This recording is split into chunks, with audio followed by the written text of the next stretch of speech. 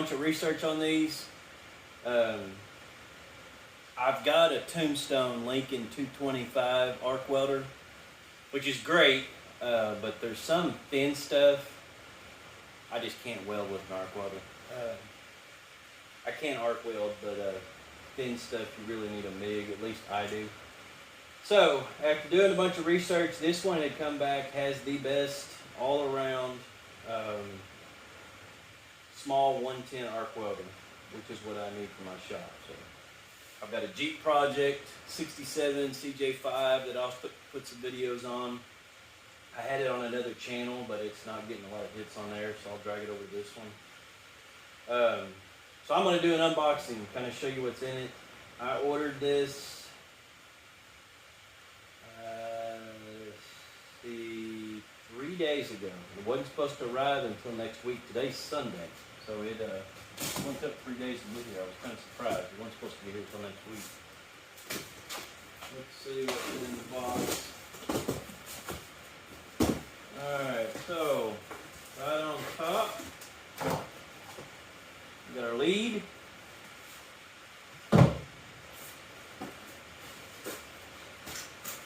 Regulator. I don't know that I'll use gas a whole lot, but I know it welds a lot hotter and a lot better welds with those, so I might end up using that. Ground clamp. Piece of styrofoam. That's just packing material. Or packing prep. Let's see, gas lead. It's like a gauge. Let's tell how thick the gauge of the wire or the metal is. A couple tips. Big book that I'll probably never read. .03 welding lead wire. I think that is flux core, so it doesn't require gas. That's probably what most people do with their small arc welders. Wrap plastic. Set this down on the ground, pull it out.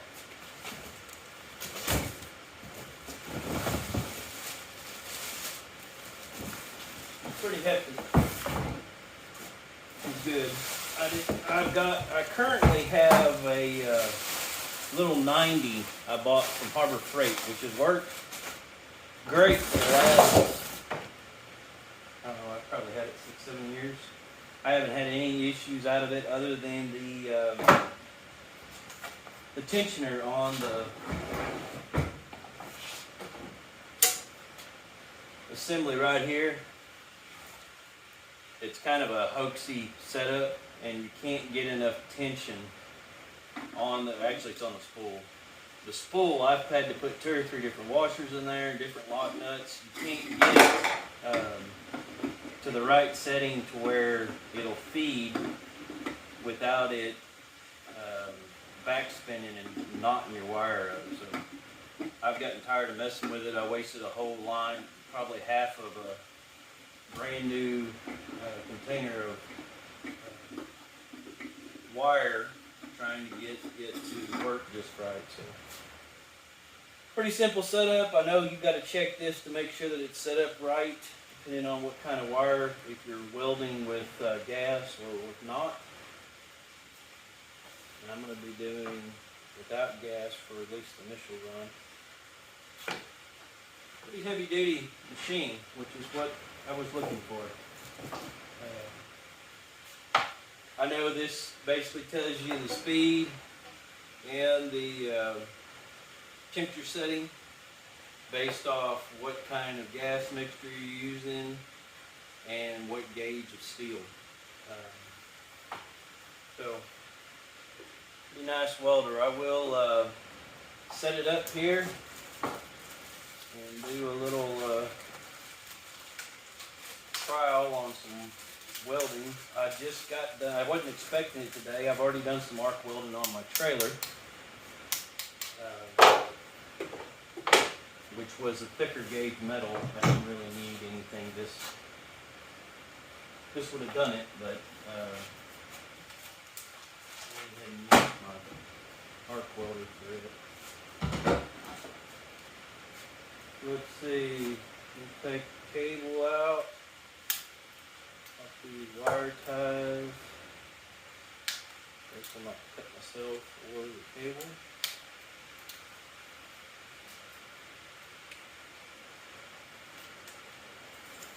Nice cable lead.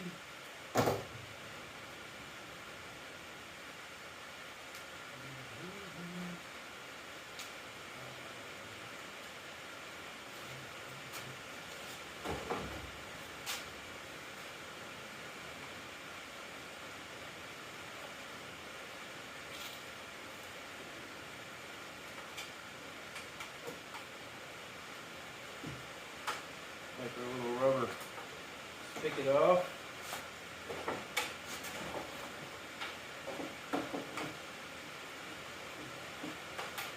Loosen this nut up.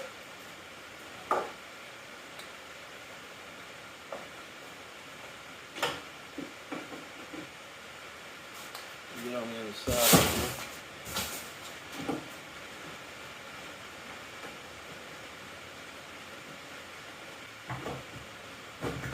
Wires hooked up here. There is a, bring it a little closer.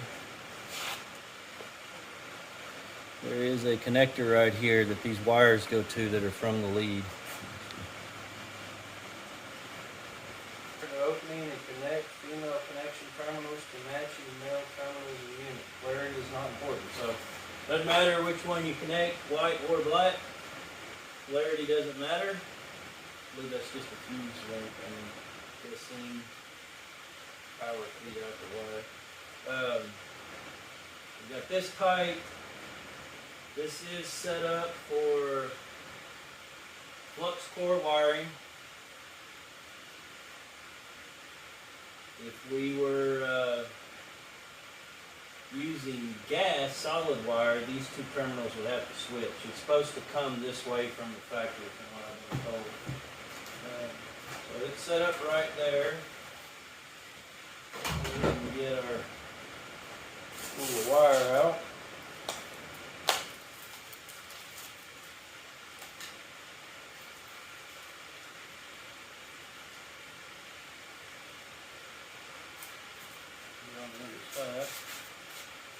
Hopefully you can hear me. It is raining. I am in a metal building.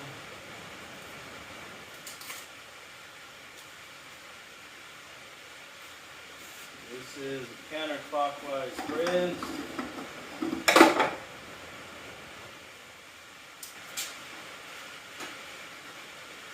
You're going to need a 13mm wrench. Loosen up this lock nut.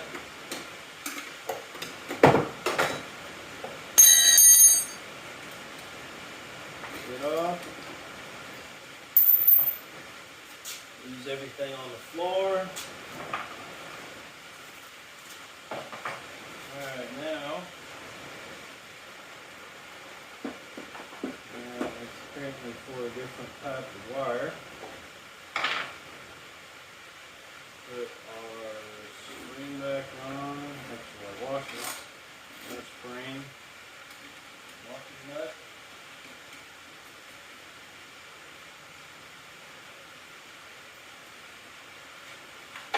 Alright, so we're installing 4-inch instead of 8-inch. This whole assembly is just for 8-inch. It comes with 4-inch, so you'll set that to the side. Hold your spool, use your 13mm wrench to tighten this back up.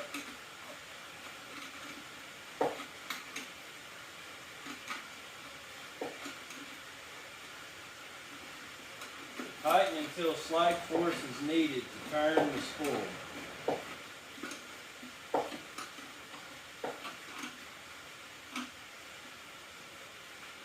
About right. And turn it with 2 fingers. Okay. Now, you got that? It says ½ inch. Oh, I didn't bring a ½ inch. 13 will work. It says half. Let's see. Now, install the contact tip. There are 2 in this bag. roughly the same size. I would think it's probably 2 different diameters. Could be wrong. They're identical, 0.03 tips. Usually there's a,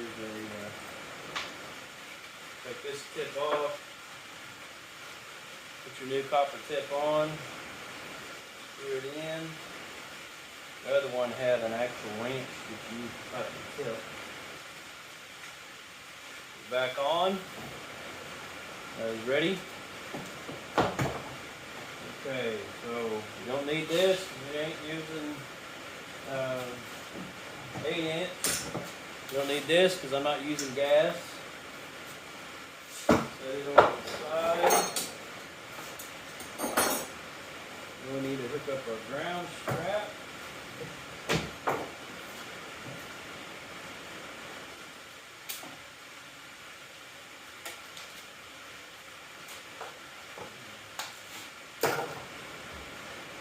I do not have anything plugged in right now.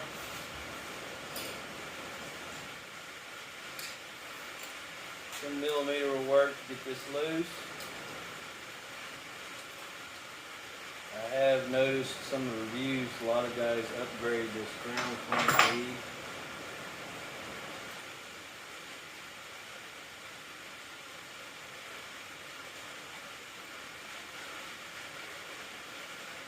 Run it through the handle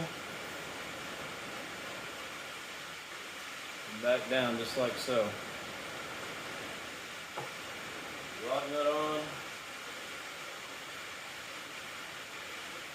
Tighten that up.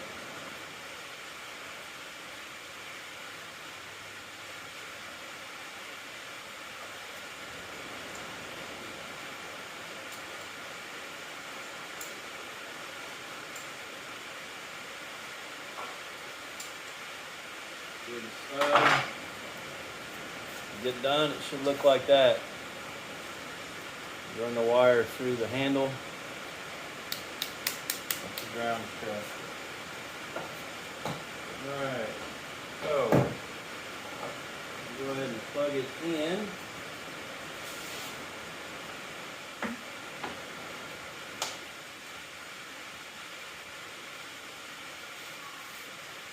Turn it on. Hear the fan kick on if you can hear that over the rain. Loosen this up. Pull that out of the way, flip it to the side. This will flip up. It's going to allow you to feed your wires through. A pair of snips, because they push the wire through and bend it over. You want a straight feed of wire going into your unit.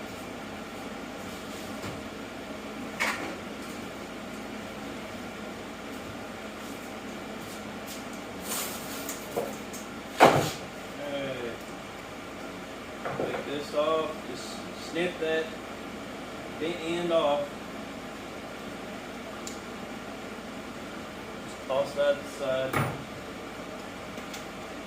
Feed it through the nozzle. There is a groove on here that wire needs to go into, and we'll feed it into the actual tip.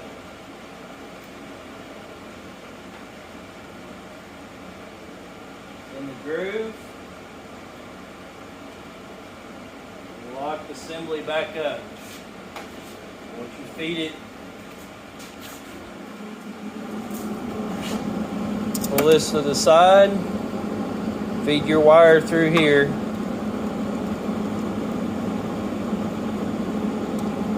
Hard to do with one hand. Hold on.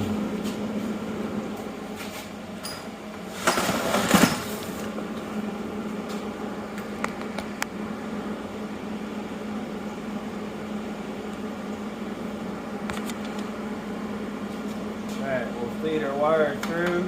You want to hold tension on this, you don't want this back spooling. Push it into the tip and lay your lever down and flip this up, just like so.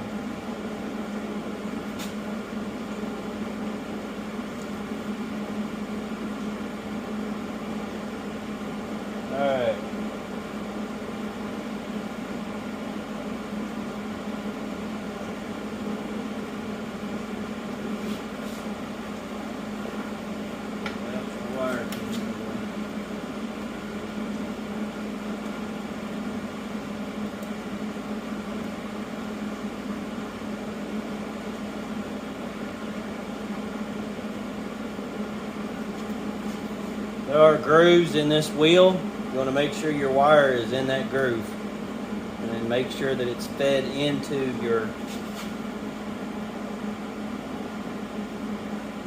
tip. If it's not, you need to find it out so it is.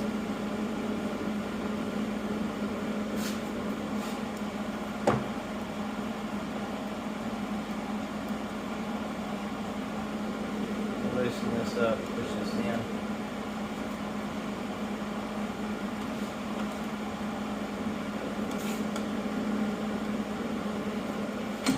There we go. Okay.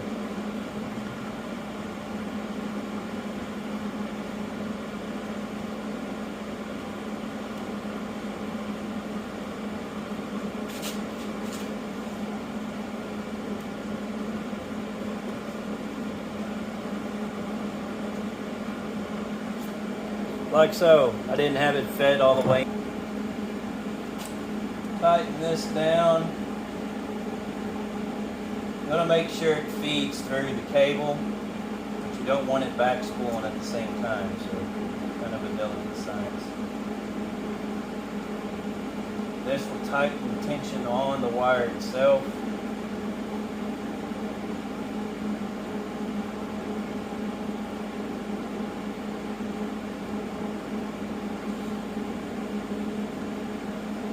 Start with the setting on 2. We're on 2 right there. It says to make sure that your feed is on 1, 2, 3, or 4. It's actually the voltage.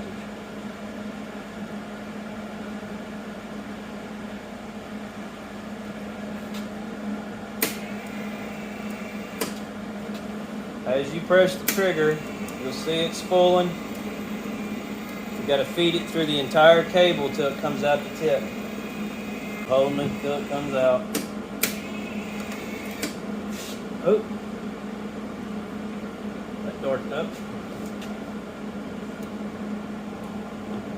I have had the wire get stuck behind the tip before. This one is hand on it.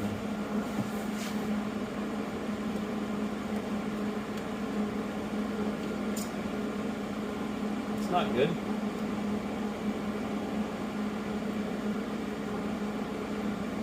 Alright. Put some tension on that. Keep that from back feeding. So you can see the wire bent and snapped. The only thing I can do, grab this wire and just pull it out. Got a jam somewhere.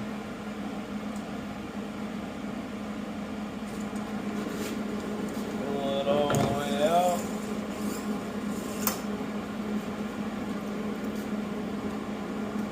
Not sure what happened.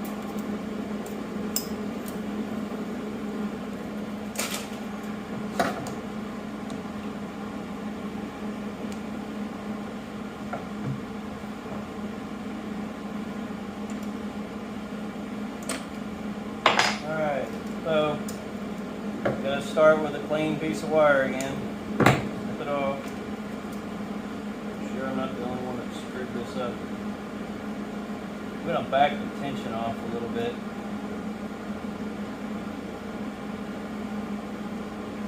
Big part of my problem.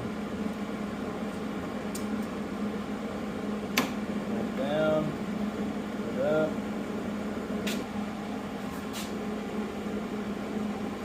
Try this again. I'm going to take all the tips and everything off and just feed it straight.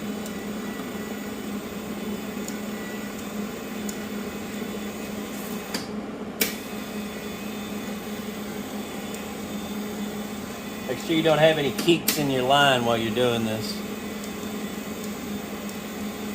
Ideally it shouldn't be an issue, but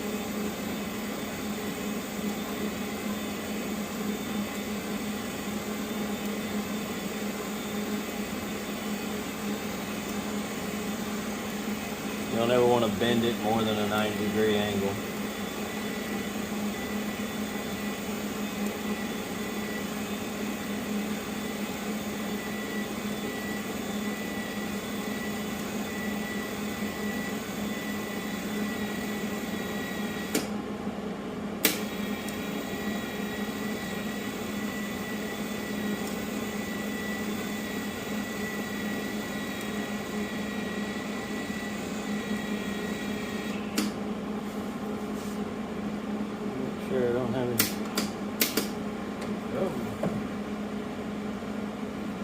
reached an impasse.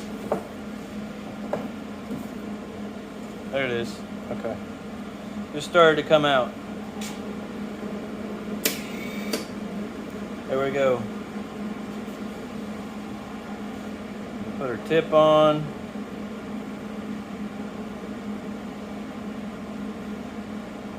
I have had the end get boogered up. I think this one is. It gets to the tip and it can't feed through. Make sure you got a good clean cut on the end of your wire. Because it'll get to the tip and then bundle up and it'll snap just like it did on me.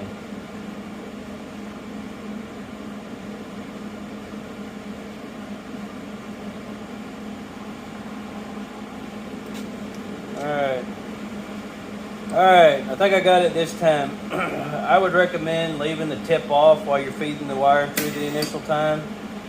Then put your tip on. This kind of has a snag down at the end. If it reaches any kind of resistance as it's pushing through, and this is the correct tip. Just make sure it says 0.0. It's got to say the same gauge as your wire. So it is right.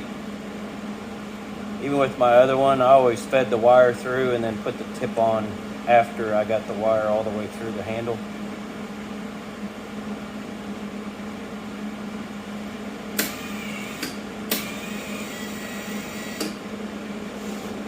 Loosen that up a little bit.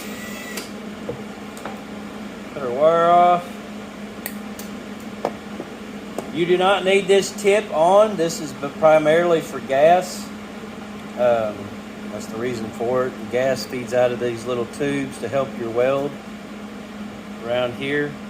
If you're using flux core, you don't actually need this on here. You're just burning it up. So you can use the welder just like this. So, you got the wire fed.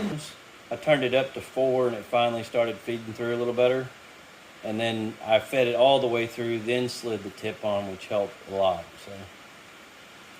One thing a little different from the instructions, if it feeds all the way up to here and then binds behind this tip, you'll have the same problem I did. So, hope you like it.